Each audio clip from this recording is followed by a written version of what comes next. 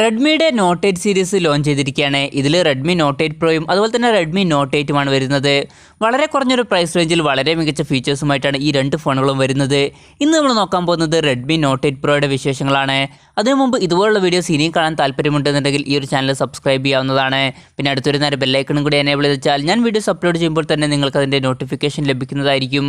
Redmi not 8 pro വരുന്നത് 6.53 ഇഞ്ചിൻ്റെ full HD+ ഡിസ്പ്ലേയുമായിട്ടാണ്. 19.5:9 എന്നുള്ള ആസ്പെക്ട് റേഷ്യോയിലാണ് ഈ ഒരു ഫോൺ വരുന്നത്. പിന്നെ ഈ ഫോണിൽ നമുക്കൊരു നോച്ച് ലഭിക്കുന്നുണ്ട്. വാട്ടർ ഡ്രോപ്പ് നോച്ച് ഡിസൈനിൽ വരുന്നൊരു നോച്ചാണ് ഈ ഫോണിൽ കൊടുത്തിരിക്കുന്നത്. ഈ ഫോണിൽ നമുക്ക് ഏകദേശം 91.94% സ്ക്രീൻ ടു ബോഡി റേഷ്യോ ലഭിക്കുന്നുണ്ട്. പിന്നെ ബാക്ക് കവറിനെ പറ്റി പറയുകയാണെങ്കിൽ ഗ്ലാസ് ബാക്ക് ബോഡിയുമായിട്ടാണ് ഈ ഒരു ഫോൺ വരുന്നത്. പിന്നെ ഫ്രണ്ടിലും ബാക്കിലും നമുക്ക് ഗൊറില്ല ഗ്ലാസ് 5ൻ്റെ പ്രൊട്ടക്ഷൻ ലഭിക്കുന്നുണ്ട്. IP52 റേറ്റിംഗുമായിട്ടാണ് ഈ ഒരു ഫോൺ വരുന്നത്. അതായത് ഈ ഫോൺ ചെറിയ രീതിയിൽ വാട്ടർ റെസിസ്റ്റൻറ്റും അതുപോലെ തന്നെ ഡസ്റ്റ് പ്രൂഫുമാണ്. പെർഫോമൻസിനെ പറ്റി പറയുകയാണെങ്കിൽ മീഡിയാടെക്കിൻ്റെ ഏറ്റവും ലേറ്റസ്റ്റ് ആയിട്ടുള്ള മീഡിയാടെക് ഹീലിയോ G19T എന്നുള്ള പ്രോസസ്സറുമായിട്ടാണ് ഈ ഫോൺ വരുന്നത്. അത്യാവശ്യം നല്ലൊരു പ്രോസസ്സർ തന്നെയാണിത്. പിന്നെ ഈ ഒരു പ്രോസസ്സർ ഗെയിമിങ്ങിനൊക്കെ ഇമ്പോർട്ടൻസ് കൊടുത്ത് ഇറക്കിയിരിക്കുന്ന ഒരു പ്രോസസ്സറാണ്.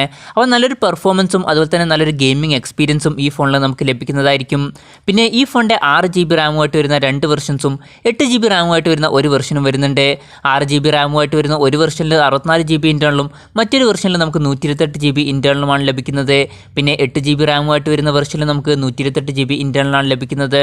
ഗെയിമിംഗ് എക്സ്പീരിയൻസ് ഒക്കെ ഒന്നും കൂടി മെച്ചപ്പെടുത്താൻ വേണ്ടിയിട്ട് ഗെയിം ടെർബോ 2.0 എന്നുള്ള ഫീച്ചർ കൊടുത്തിട്ടുണ്ട്. പിന്നെ ഗെയിമൊക്കെ കളിക്കുമ്പം ഫോൺ അധികം ഹീറ്റ് ആവാതിരിക്കാൻ വേണ്ടിയിട്ട് ലിക്വിഡ് കൂളിംഗ് എന്നുള്ള ടെക്നോളജിയും കൊടുത്തിട്ടുണ്ട്. ഹൈബ്രിഡ് സിം സ്ലോട്ടുമായിട്ടാണ് ഈ ഒരു ഫോൺ വരുന്നത്. അതായത് നമുക്കൊരു മെമ്മറി കാർഡ് യൂസ് ചെയ്യണമെന്നുണ്ടെങ്കിൽ ഒരു സിം മാത്രമേ യൂസ് ചെയ്യാൻ പറ്റുള്ളൂ. ആൻഡ്രോയിഡ് 9 ബേസ് ചെയ്തിട്ടുള്ള MIUI സോഫ്റ്റ്വെയറുമായിട്ടാണ് ഈ ഒരു ഫോൺ വരുന്നത്. പിന്നെ ഈ ഫോണിൻ്റെ എടുത്തു പറയേണ്ട മറ്റൊരു ഫീച്ചർ എന്ന് പറയുന്നത് ഇതിൻ്റെ ക്യാമറയാണ്. പിന്നിൽ നമുക്ക് 4 ക്യാമറ സെൻസേഴ്സാണ് ലഭിക്കുന്നത്. അതിൽ മെയിൻ സെൻസർ വരുന്നത് 64 മെഗാപിക്സലിൻ്റെ f1.8 അപ്പേഴ്സിൽ വരുന്ന മെയിൻ സെൻസറാണ്. സാംസങ്ങിൻ്റെ ISO സെൽ GW1 സെൻസറാണ് ഈ ഫോണിൽ ഉപയോഗിച്ചിരിക്കുന്നത്.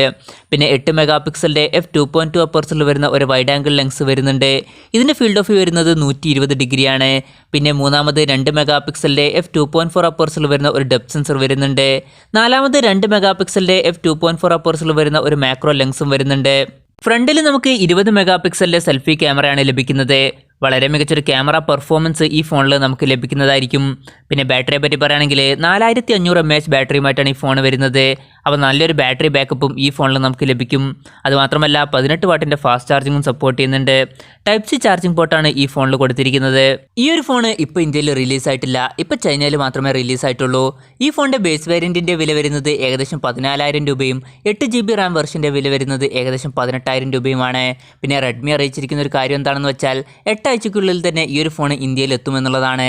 അപ്പോൾ 2 മാസത്തിനുള്ളിൽ തന്നെ ഈ ഒരു ഫോൺ നമുക്ക് ഇന്ത്യൻ മാർക്കറ്റിൽ ലഭിച്ചു തുടങ്ങുന്നതായിരിക്കും. അപ്പോൾ ഈ ഒരു ഫോണിൽ വളരെ മികച്ച ഫീച്ചേഴ്സ് വളരെ കുറഞ്ഞൊരു പ്രൈസ് റേഞ്ചിൽ തന്നെയാണ് ലഭിക്കുന്നത്.